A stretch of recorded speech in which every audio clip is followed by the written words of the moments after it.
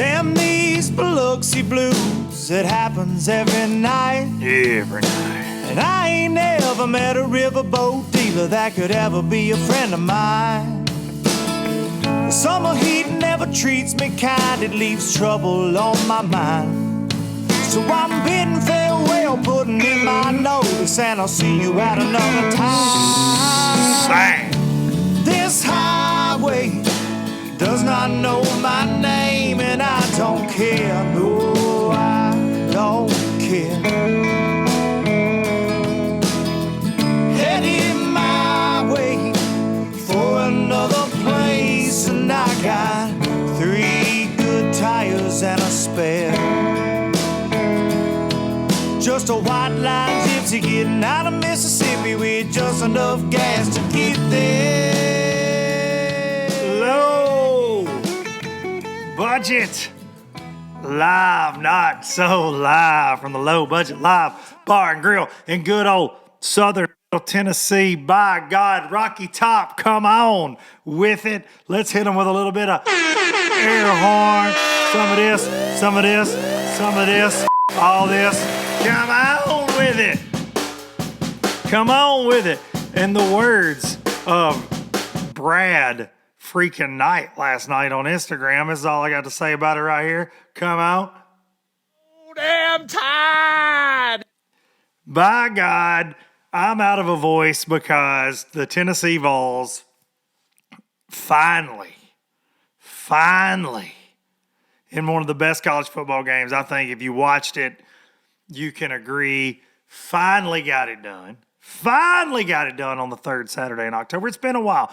My son Hudson, it was his birthday last week. He turned 15. It has been 15 years since we have beaten Alabama. And, man, what a game. I'm hoarse. I've been screaming and yelling. I couldn't have done this morning. I'm recording this podcast is for Monday, October the 17th, 2022, and I'm actually recording here on the 16th in the afternoon. I actually had to push our guest back because I was at a Whisper, and I still am. Man alive. So much fun. Got to watch it with the kids and the triple threat. And just, man, there's nothing better than college football, no matter what. And we have been through it as Tennessee fans, and we're going to go through it again, I have no doubt. But Josh Heupel and crew, what they have done, and our quarterback Hendon Hooker, and our amazing. I mean, we lost 28 players when piece of Jeremy Pruitt got fired. We lost 28 kids, man. 28 kids, one of which is Alabama's starting linebacker, one of their linebackers now, Henry To'oTo'o. And to see what Heupel has done to get all these kids to buy in, it's awesome, man. It's awesome. And I think all of college football, I know people don't like Vols fans, people don't like Bama fans, people don't like Notre Dame fans, they don't like whatever school you're a part of, you don't like the other school's fans most of the time. But I think that a world with Tennessee football back and doing well is a good thing, unless you're an Alabama fan or a Florida fan maybe. But I just think it's good for the whole SEC and because the fan base is so damn big and they're so involved. And through all the bad years, dude, you're still selling out Neyland over and over and over and over and over and over. Over 100,000 at most home games. It's crazy. So it feels good. Alabama's got a hell of a football team, obviously. And most of y'all, I've been getting messages and from so many low-lifers that are like, I guess this is just going to be the show. We're just going to talk about this. And I promise I'm not going to talk about it the whole time. But what an amazing experience, man. And to top it off, the kids, got to say the kids, tore down the field goal post. Everybody rushes the field. Figured out a way to get them out of the stadium, and they ended up in the damn Tennessee River in Fort Loudon. And I'm just telling you, I know you boys that have made the Classic can't get information, but one of y'all needs to win the Classic off them field goal posts. That's all I'm saying. They're probably going to host some smallmouth right there, fish outside of the stadium. Good luck to y'all in the Classic, but go side scan. Go look at them things on Live Scope, man. They probably going to have some on it. Unless you're like an Alabama fan, you might want to stay away from them. I don't know. You might want to stay away from them. But such a cool night, man. And it's so much fun. Like when your kids are small, like really small. And I've thought about this a lot with Hudson turning 15 and all the kids getting older. But when your kids are small, those times are priceless, right? Like they learn to crawl, they learn to walk, they learn to talk. The world is like they're constantly discovering things, right? As you go along. And they get big too fast. Like we always say that, but there's still something. It's so cool with every year, things you get to share with them and they get to learn and being there just in the living room. The boys were going crazy. They love Tennessee football and just all going nuts when Tennessee wins. So fun. And I was in the crowd in 98 when we beat Florida the year we ended up winning the national championship and actually ran out on the field. I was in high school, ran out on the field, carried the goalpost down Cumberland Ave, was there with my uncle and my first cousin, Matt, and just an amazing time. And I wish I could have been in Knoxville, but, maybe we'll get fortunate with Georgia and we can get back to the SEC championship and maybe fight with Alabama again. But damn, what a night. And I'm hoarse, but again, Oh, damn tired. Brad Knight. Brad was in North Dakota, okay? He's up there duck hunting and lives right outside of Knoxville. Super Vols nut and missed the game, was duck hunting. I'm feeding him updates. And then he was back. He made it back to the cabin when they finally were able to win it there by a field goal. But crazy game all the way around. Some crazy calls both ways. And man, just two really good football teams. But a lot of fun. Hope your team won. I know obviously I'm not speaking to just Vol fans, but hope your teams kick butt. There were some surprises out there in college football again this weekend. And I don't usually stir things up too much about sports on the old podcast here, but here we are. I love college football, man. It's one of the most amazing things, and I think if you live in certain areas where the NFL is really fun, and you have those really cool NFL towns, I think the NFL is amazing. I love the Titans, but it just doesn't have that atmosphere that college football does, particularly the SEC. It's just so much fun, man. It's just electric. So hope all your teams are doing well out there. All right, enough about that. And let's hear about some sponsors. Everybody's favorite segment here. StarTron, kicking ethanol in the teeth, bringing you low budget live for many, many years now. Enzyme fuel treatment, a little dab will do you. If you're going to store that boat for deer season in the garage for more than a couple weeks, you're going to want to put a little dab of that in your tank just to make sure that ethanol doesn't gum up the works. The next time you get ready to go to the ramp and you go to hit that key, and it's just like Michael Myers. It never goes away. Use ethanol to kick it.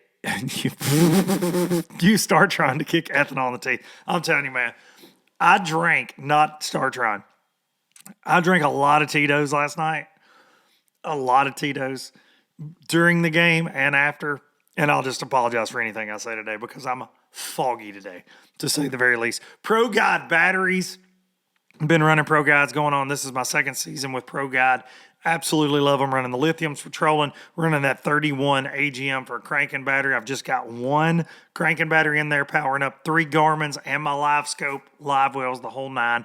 You can get yours at ProGuideBatteries.com. Use code LBL10 to let them know you are a low lifer. Baitworks.com.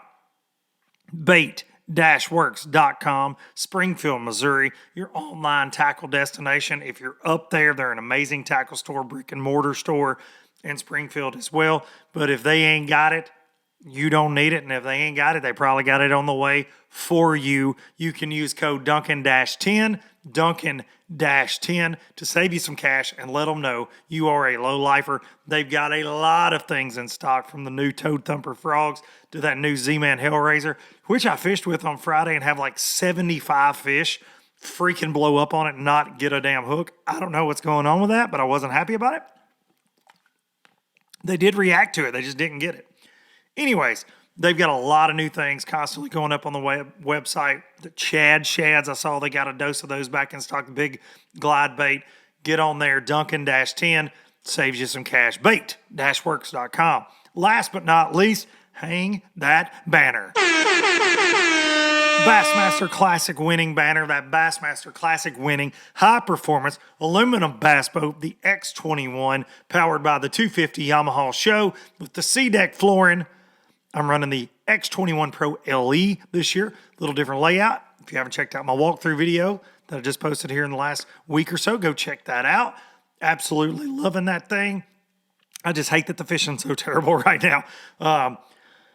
The boat is performing like, it's different. It's got more gas. It's got 10 more gallons of gas, got 50 gallons of gas in this X21 Pro LE. Some things have shifted around, but I'm finally getting used to how things need to be to run, right? And it's really excited about the boat. It's a 70-mile-an-hour boat right there at it with me in it. It's going to be high 60s tournament loaded. Absolutely love the daggum boat. An X21 Pro LE. Go check them out if you can find one at a dealer. The X21 Pro. Go take a ride. If you see me on the side of the road somewhere, stop, say hi, come check out the boat. Express Boats, building excitement since 1966. All right. I'm going to text our guest today.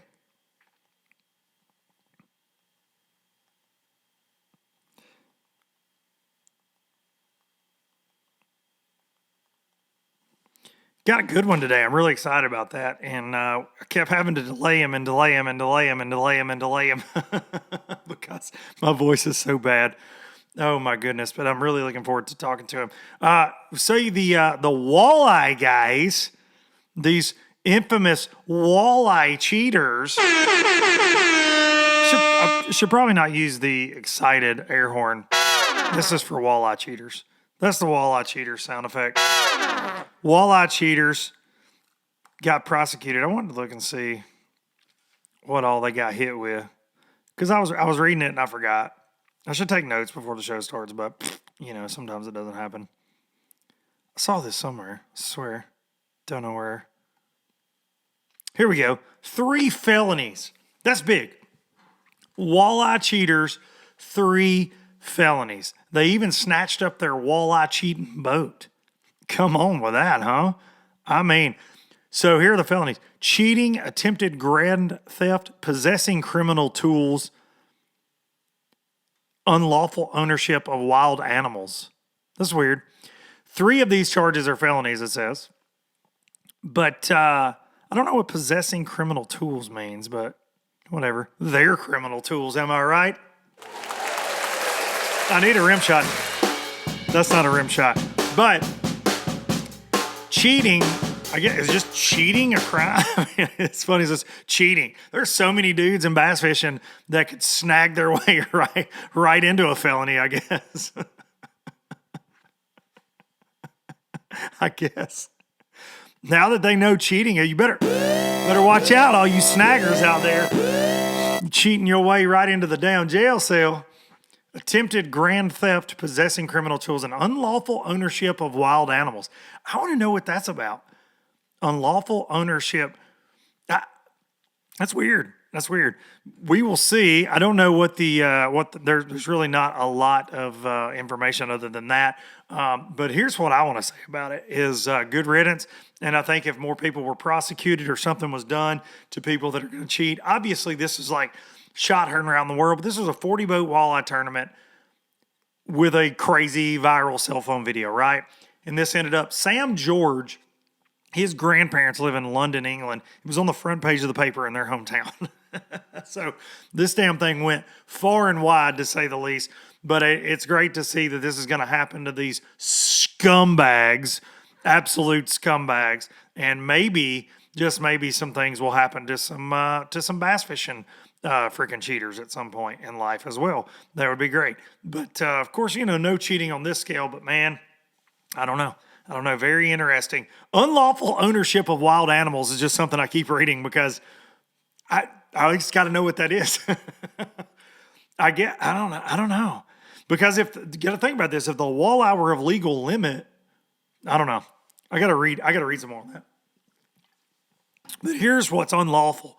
Y'all's damn lead and walleye jokes. Okay? Please stop with the lead and the walleye jokes. You could be like, hey, look, I caught this bass. Looks like it's got some lead poisoning. Ha, ha, ha, ha, ha. And then we all laugh. We're not laughing. Stop. It's like, look at this deer I killed. Looks like it's got lead where it should have antlers. Ha, ha, ha, ha, ha. Stop. Stop, you freaking dumbbells. Stop. Jesus. Every post. Like, post a picture of my my Baitworks jig here. They started pouring. I was like, I got this cool picture. My hooks, the trocars that came in, and there were just bins of jig heads that they had poured up there at James River. And like 15 comments, oh, look like you could win a walleye tournament with those, LOL. Did you read the comment? The guy before, he said the same thing as you, and then the dude before him said the same thing. You're not funny. Stop. We have beat that horse over and over. Then we shot it. Then we backed over with the truck. Then we beat it again. Then we put it in a headlock. Then we freaking Jimmy Superfly snooked it off the top damn rope. It's over. Stop making the lead jokes. Jesus. Stop. I've seen so many. Dude. It's like, took my little boy fishing. I bet he likes lead. What? What'd you say? Stop. Like, people are just sitting there just waiting for their opportunity. They were funny for like, I don't know, 3 hours. And then there were just thousands and thousands and thousands. My goodness. Chill out. Chill out with that. Got to say a huge congratulations to Josh Bertrand on winning the U.S. Open out in the Arizona desert. Where was that at? Mojave? I don't know. It was somewhere really cool. I should know that. Lake Mojave, yeah. It used to be a Lake Mead, but Lake Mead's dangerously low. So, full disclosure, I want to fish this tournament so bad. I don't know why. Never been out west. I just think it would be a lot of fun. It's a really cool event. The One Bass U.S. Open. Spencer Sheffield, live scope freaking king, went out there, finished second. So crazy. Clipper Perch Elite Series Pro finishes third. But big smallmouth, man. So cool. So freaking cool. And I think the neatest thing out there, is the fact that they call it the AAA angler, but the co-angler side, it's a shared weight format. So neat, man. And the guy that ended up winning it here, he was paired up with Chris Zaldane. That's really cool, man. You work together. I don't know, man. It's really, really neat. Really, really neat tournament format. And I want a dose. I want to go out there and try to and Chris Zaldane ended up finishing fifth. I just saw that in the story there. But I want to go out there and just experience it. It's just such a neat event, so much history. But congrats to all those guys that smashed on them. Lake Mojave. All right. One other quick thing before we get our guests on the phone here. My computer's not charging and I don't know why. I'm not sure what's going on with that. One thing that is for certain is there's lots of moving and shaking going on at the Bass Pro Tour. And word on the street this week is that Bobby Lane's not coming back next year. Red Crest champ Bobby Lane potentially not coming back. So not sure how that's going to go, man. Really not sure, but I think you're going to lose. You're going to lose Post Shea to the Elite Series. It's going to be interesting to see who comes, who goes, and you're going to get an influx of pro circuit guys. But how are the numbers going to look? Obviously they're not going to cut anybody if they don't have to, right? So going to be very interesting to see. Also hearing that there might be some shuffling up top with some of the brass as well. Be interesting to find out what goes on with that, right? All right.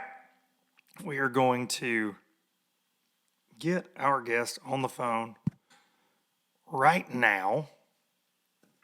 This man has won a little over $400,000 with FLW alone, with MLFLW. I met this guy many moons ago fishing as a co-angler. We were both fishing as a co-angler. He's one of my favorite folks in fishing. He's a great human being, and he is a Bassmaster Elite Series qualifier now. So crazy to say that. Ladies and gentlemen, let's get him on the phone.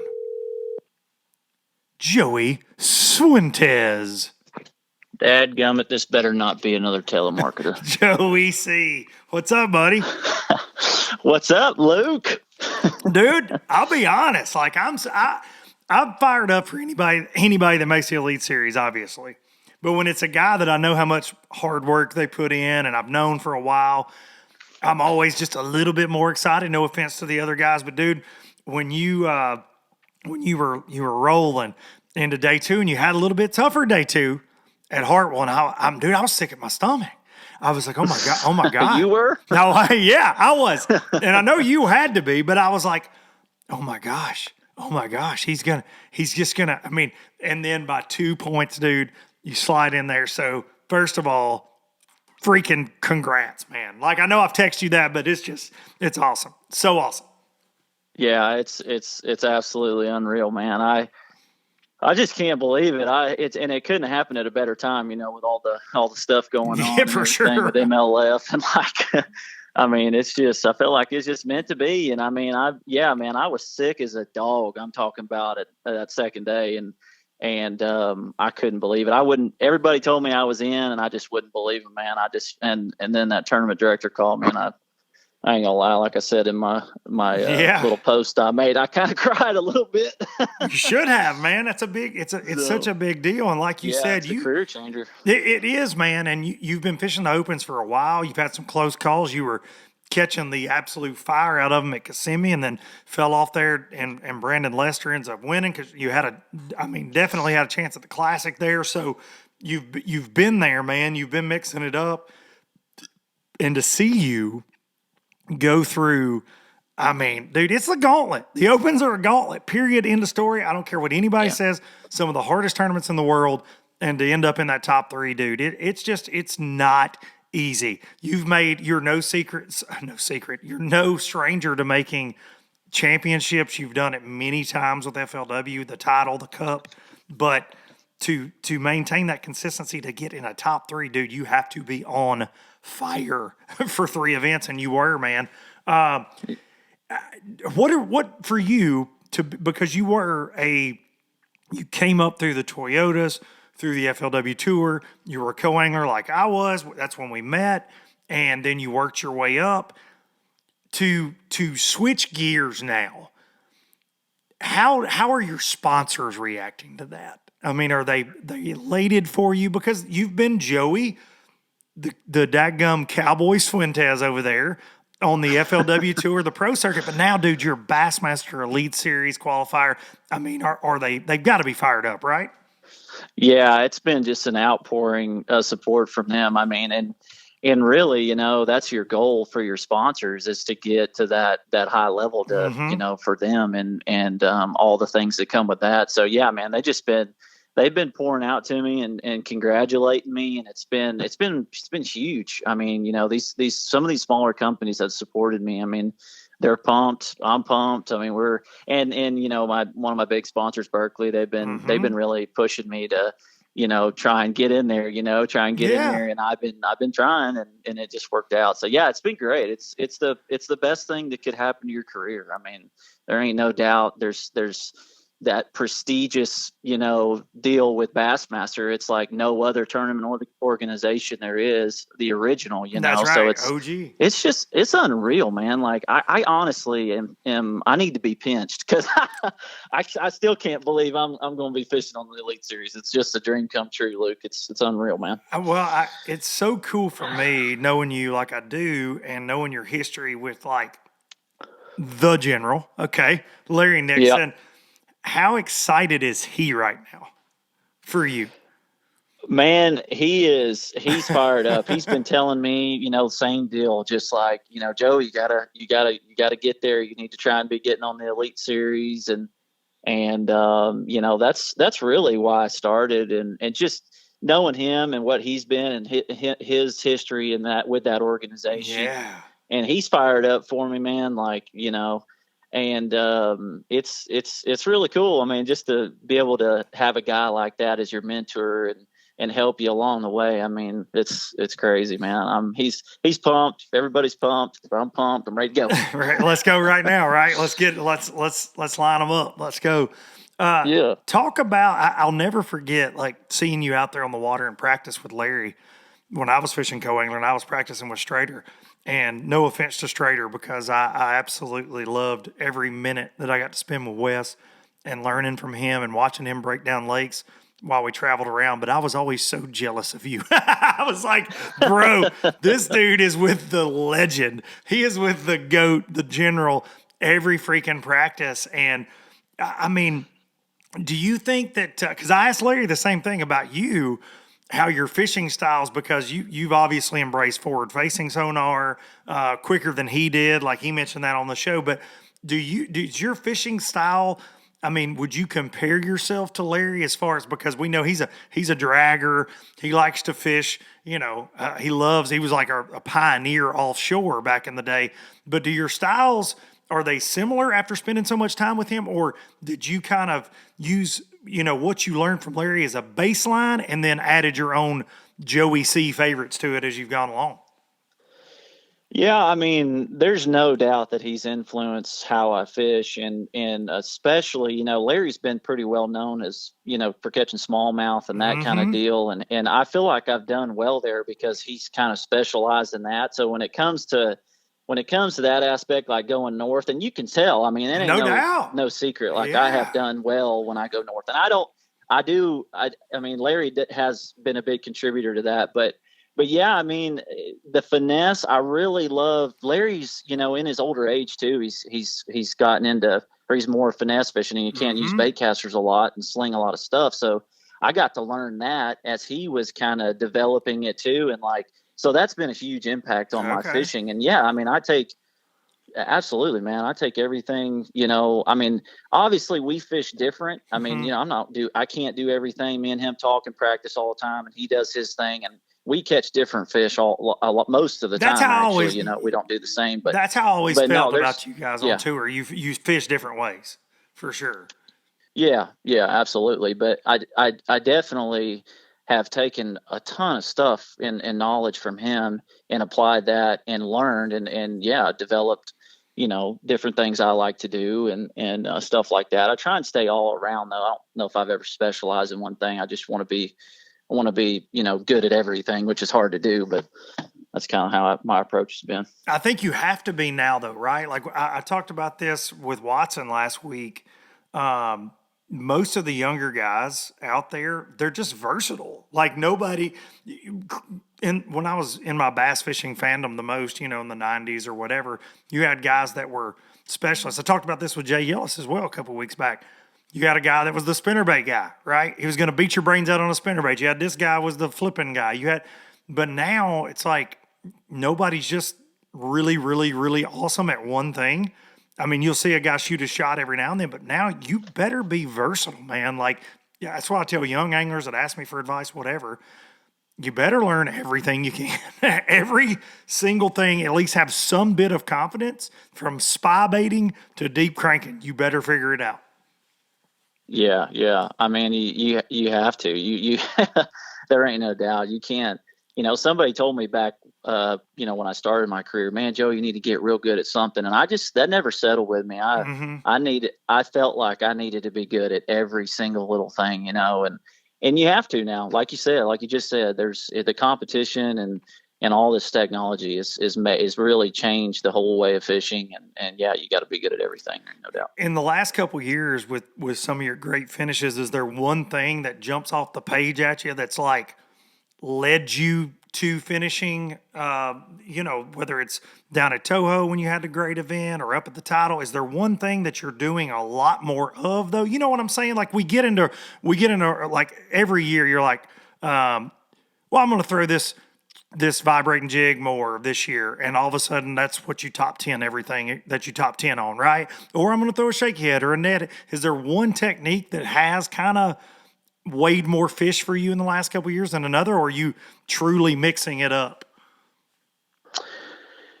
Yeah, that's kind of a tough question, but like I'm just learning. I feel like I'm learning more. I don't know that there's one particular thing. I mean, I've learned like when you go to Florida, you keep a chatterbait in your hand, Yeah. I mean, like stuff like that. That's like, I've got my brain speed in by all these other things. And I know that, you take that bait and leave it in your hand and go find the fish, like stuff like that. But no, I don't think there's, I don't think there's just one thing. It's just been like, I've learned so much over these years, and I'm starting to put things together and learn these lakes really well.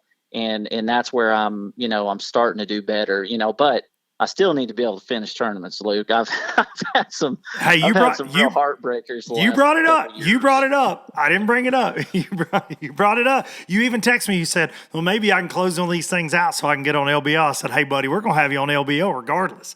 We're going to have you on LBL. But you've had your foot on the gas in a few major events over the last couple of years. And dude, I think for me, for outside looking in, I just think it's bad luck. It's because I don't think either fish are going away from you. Because dude, like at Toho this year in January, you were blowing the doors off of it. But didn't you and your co-angler both catch monster bags the first day? Yeah, we both had pretty good bags, but to be honest with you, Luke, I was, I had that great first day and I was blowing the doors off, but where I messed up was I didn't go with the fish. Yeah. And I feel like those are the things that like makes, a Brandon Lester and a guy like him, that's always consistent. And you have to go through those moments. Like I learned so much that tournament. It was a heartbreaker, but like, yes, for sure. You learn that. And you got it. Like I didn't go with the fish. Those fish left, and I searched for them around there offshore, but I never went in. And I went back, talked to folks, and they had went to the bank. A lot of fish had went up there shallow to the bank, and I never went there. I stayed offshore like an idiot. And like those things. To me, I'm a hard learner. I'm hard headed, and I got to learn that way. So. I'm hoping that I put things together and get me a W, man. Hopefully on the Bassmaster Elite Series. Yes, you're just saving it for one of those blue trophies, buddy. That's all I got to say. Man. Can you imagine sweet. Joey C, cowboy hat rocking, blue trophy? But so I have to say about the cowboy hat. So when we fished co-angler, you didn't wear the cowboy hat, and I know why. Because where in the heck can you store a cowboy hat when you're a co-angler and you're riding around with some jerk for a pro, right? Like we could barely bring enough rods to fish with, let alone store a cowboy hat. But I'll never forget in 2017, we rolled up at Okeechobee, and you and I are beside each other, and the wind was gassing. And you're standing there with this cowboy hat on. I said, Joey, did you wear that all day? We were at the weigh, and you're like, yeah, bud, I'm fishing this thing. And I was like, that's commitment. I was like, you deserve to win everything, because when I wear like a floppy hat or a straw hat, that sucker's going in the drink if it's blowing. And you have settled into, I'm going to wear this thing during all the conditions. It doesn't matter. And dude, you make it work. Joey C. the Cowboy. You just got to get it. You got to get a little tighter than than you need, and it gives you a little bit of headache. But no, it's the cowboy hat's been good, man. I was raised, not really cowboying, but raised on a farm, and I don't really consider myself a cowboy per se, but I have done a little rodeo and stuff back in the day. But yeah, man, it kind of something that I thought was good and I loved, and kind of set me apart from folks. And it's a big deal for your career and getting sponsors and stuff like that, man. I mean, you got to have a little edge. You know what I'm saying? No doubt about it. And you do, man. Yeah. You're a farmer. You're constantly messing with cattle, different things like that. And you live in Arkansas, but you grew up in Florida, correct? Yeah, I'm originally a Florida cracker.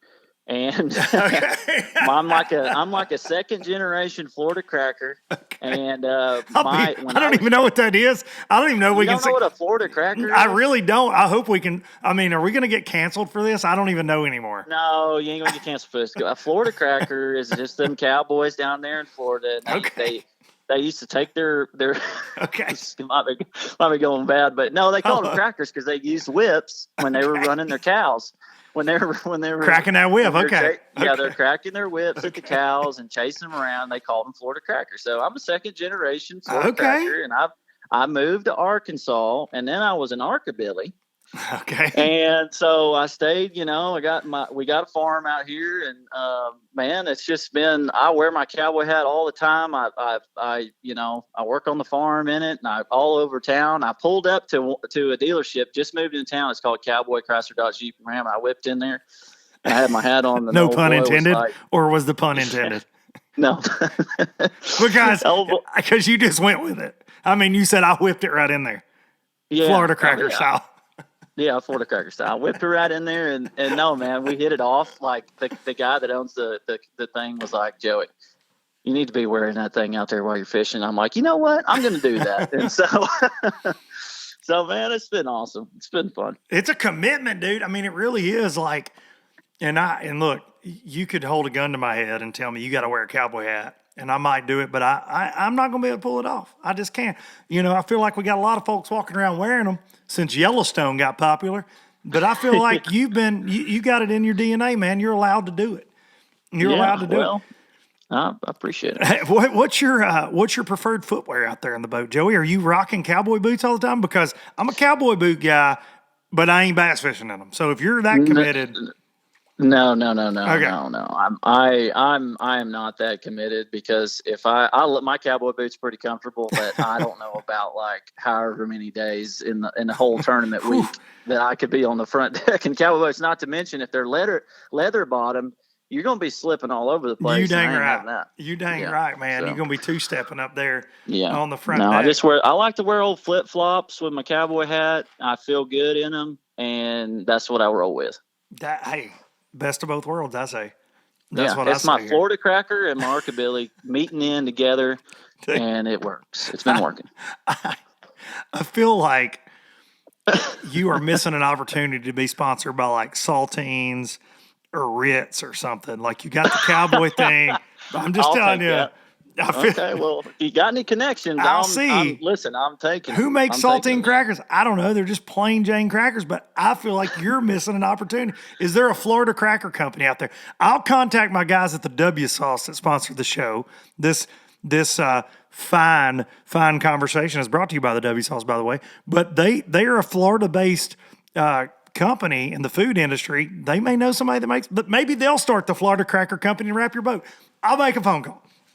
Because I feel like somewhere we're missing out on some marketing here, Joey. I think there's some potential somewhere, and I know we can get it done. And now that I'm on the LBL, yes, my career has launched dramatically. Actually, what if this is like as good as it ever gets, though? That's kind of sad. I don't want to talk about that. That's kind of what I thought. As you were saying that, I was like, oh, well, what if this is actually like the pinnacle of it? I know better than that. You're going to make waves this year. So something that you and I talked about back in the day that kind of stuck with me, and there are a lot of guys that I feel like are like you in this sense, and you were a competitive baseball player.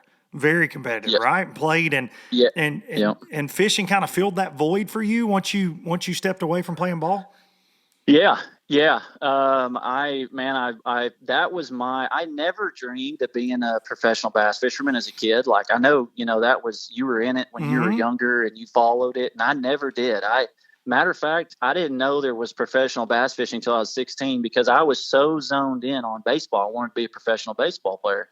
And so that was what I did, that 24/7, 7 days a week when I was at home and when I was a kid anyway. And then, moving in, I was good enough to go play at a little JUCO school out in Kansas. And then I finished up at a division school here in Arkansas. But yeah, man, when I got done with baseball and in college and everything, it was like I needed something competitive, because I like to compete, obviously. And when I started fishing and doing that tournament deal, it was just like a light bulb clicked on me. And I didn't intend to be decent at it. And I happened to kind of move my way up in the ranks through that co-angling deal. So yeah, man, that's what I did. So crazy to think about, man. You got a win in the Toyota Series at Sam Rayburn just in 2014. So that's not that long ago, dude. Like 8 years ago, out of the back of the boat. I met you in 2015 when I was fishing co-angler, and you fished 15, 16, and then you moved to the front in 2017. So this has been a pretty I mean, in my opinion, dude, pretty quick ride to the upper echelon of professional bass fishing, dude. Like you've got it going on. Do you ever stop and think about that? Because I mean, guys have been grinding, dude, for 25 years. Think about that. There are guys that fish the opens forever.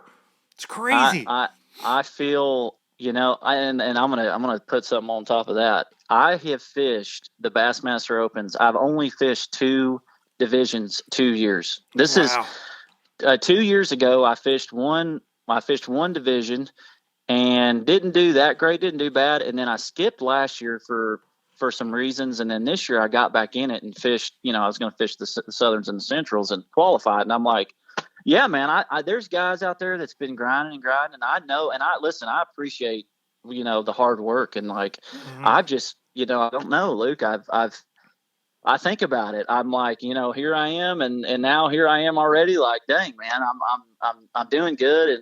But I'm real blessed. I'm thankful. And it's been awesome. I mean, I just hope that I can, my deal is to win a tournament. Like, I get it. I want to win, man. And to get that respect, but I feel good that I've made the Elite Series, but I want to be a competitor. Like I'm going to be plugging hard, man. Like this is great and everything, but I'm not trying to get in there and get my teeth kicked in by these guys. Like I'm going to get in there and work my butt off, So.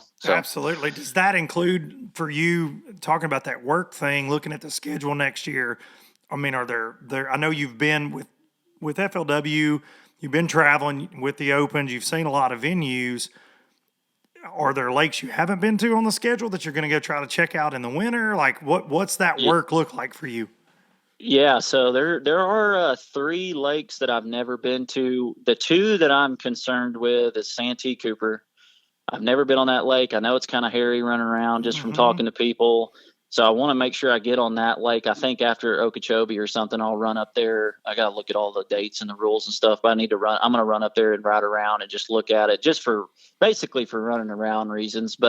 And then I guess down there in Texas or what's that one? Sabine River. Sabine, yeah. I think it's a Texas or Louisiana. I'm not real sure, but I think you can throw a rock to either side if you're standing in the middle. Yeah, that place I have. Yeah, I don't have any idea, nothing about that. Yeah. So those are the 2 places that I really probably am going to go look at. Now I've never been on Lay Lake, but I've got a feeling I fished, right there on some lakes right there close to it that I've got a pretty good idea that I'll probably go look at it. I've never been real successful with pre-practice, like if it's a tournament where you need to mark a bunch of stuff, brush piles, what have you, or fine grass, stuff like that. Like, yeah, that tends to help me, but I really don't like a lot of pre-practice. I've never done that. I like to show up. I don't want preconceived notions on what's going to happen. I want to get in there. I want to know what's going down right then and focus on that. You know what I'm saying? So that current I'm not pattern, I'm not gonna do a lot of extra work on lakes, especially everything else I've been to several times too. So that's just how that's what fits me. I know there's guys that bounce around and go to all of them, but it's just something that's something that I don't feel helps me. I mean, in certain tournaments. Now I went to pre-practice on Hartwell and I marked, thousands of cane piles, and I don't know that helped me all that much, but I felt like, those kind of style tournaments, and the Sabine River is, I don't know nothing about it, but I feel like that might be a place I need to at least drive around and make sure I know where to run and stuff like that. Oh, so, no doubt. Yeah. What is there a tournament on the schedule that you've kind of, we all, when we look ahead to whatever we're fishing, whether it's your local club or the Elite Series, you kind of look at the schedule and go, yeah, that one right there. That's going to be daddy's right there. Okay. Do you have that tournament that you're kind of going, all right, okay. Yeah, I mean, the last 3 tournaments are like, I feel are in my wheelhouse. Like you got St. Clair, you go to Champlain, and then you go to St. Lawrence River. And like, I mean, dude, I'm chomping at the bit to go to there. But yeah, I would say one of my out of those 3 that I'm really looking forward to is St. Clair. I love that place. I've had good success there over the years. I know I've had good success on the St. Lawrence, but I really like St. Clair. I feel like that could be a tournament I could maybe, I'm not going to say win, but you never know. You never know. Never know. You never know. Any of them down south that you're kind of anxious about or looking forward to? Because yeah. I really got to spend through a few of the Toyotas. I got to spend some time, and I had some good success down there on Lake Seminole. Okay. And I feel, and one of my good friends, I kind of got to know it through him. He fishes professionally too. And, I got to pick his brain and find out a lot about that lake. So I think I'm really looking forward to Seminole. Now, I may bomb dead last, Luke. I don't know. You never know, right? This game. Yeah, but I mean, you never know. But I feel good about Seminole. I'm looking forward to that one down south. So that lake is, we were there in 19 for the FLW tour that Latimer won, and it's a wild ride down there sometimes. That place is, you talk about intimidating with giant bass, but with crazy conditions thrown at you a lot. I mean, it's for a tournament to watch. Like if I tell you low-lifers, if there's one that you better watch on Bassmaster Live next year, I feel like it's Seminole. It's just such an interesting fishery. And if you're watching or listening and you've ever been there, you know exactly what I'm talking about. But I mean, it's everything from beautiful hydrilla to flipping mats to fishing in the current to fishing standing timber. Like it is a wild fishery. Yeah, it's nuts, and it is deadly dangerous. Yes, it is. Gosh. I mean, I got a feeling it's probably going to be similar to Santee, but I don't know, I guess. But yeah, Seminoles. It's going to be fun, man. I'm looking forward to that one. That's a good time of year as long as you guys hit weather, that's decent and not just frigid or whatever. Which most likely you'll hit it frigid because it's a bass tournament, right? Right. Yeah, it's always like the worst weather ever comes in whenever we show up on the weekend. Well, most of the time it did show up with FLW because it stood for freaking lousy weather or flood, lightning, wind. That's most of the time. That's what we got there. Well, man, I think it's really exciting, dude. Obviously, I know we said that, but it's amazing that you're going there. And I would like to get your opinion too while I got you, because you mentioned this at the first, just with everything going on with MLF buying out FLW. You and I were FLW guys through and through. And, that's how we were cutting our teeth, essentially. And I fished Bassmaster back in the day, but really when I kind of came back out of, quote, tournament retirement and then jumped back into things, it was with FLW, and they were always very kind to me. And obviously I left in 2019 when things changed. That's well documented. But you mentioned at the first of this, I mean, was that frustrating to you, even had you not qualified for the Elite Series? Was that frustrating to you, the changes to the pro circuit and making it the invitationals and all that? Just felt like a step in the wrong direction? Yeah, I felt like I had, through my career, I was co-angler and I made my way to the FLW tour, and I qualified every, by winning the points and getting there the right way. Right.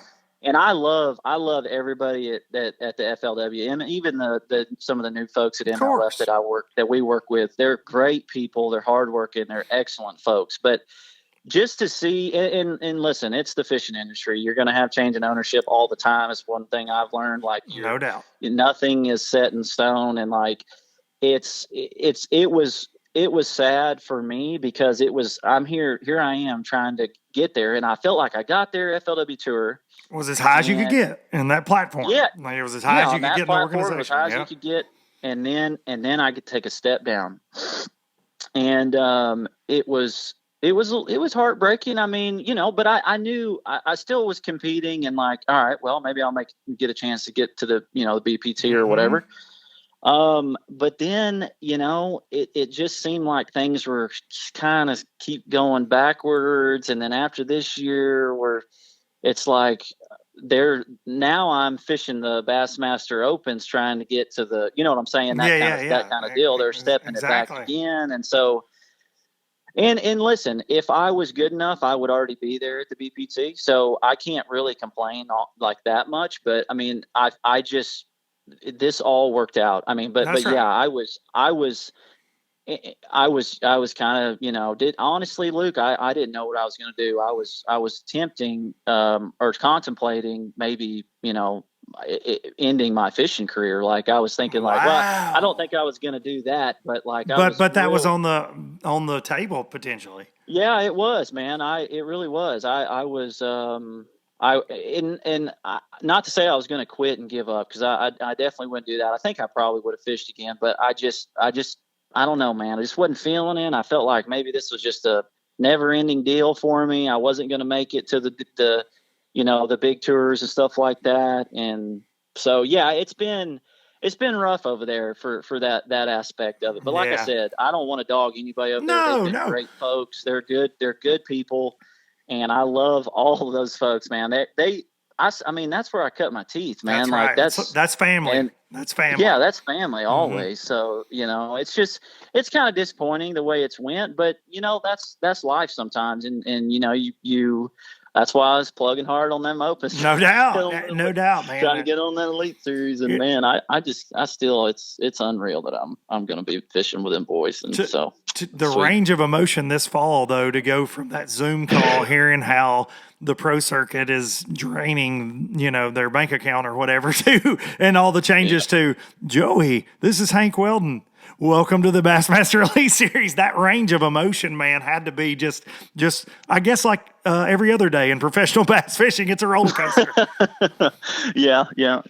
That's about right, man. It's pretty cool. It is. That's all I can say, man, is it's pretty cool, and I'm proud for you, buddy. I really am, and I look forward to seeing that cowboy hat on Bassmaster freaking live, baby. Let that soak in. Let's go. Let's freaking go. Man, I've been having dreams already that I'm going to be holding up one of them blue trophies one of these days, or that's going to be sweet. And the fans over there, like, it's unreal. Like, that I'm going to be, I know I've said that 100 times. People are probably tired of listening to me say it, but it's freaking awesome, man. So awesome. It's the biggest fishing platform there is, like, it's unreal, man. I mean, I'm super thankful. So, but hey, Luke, you're there, buddy.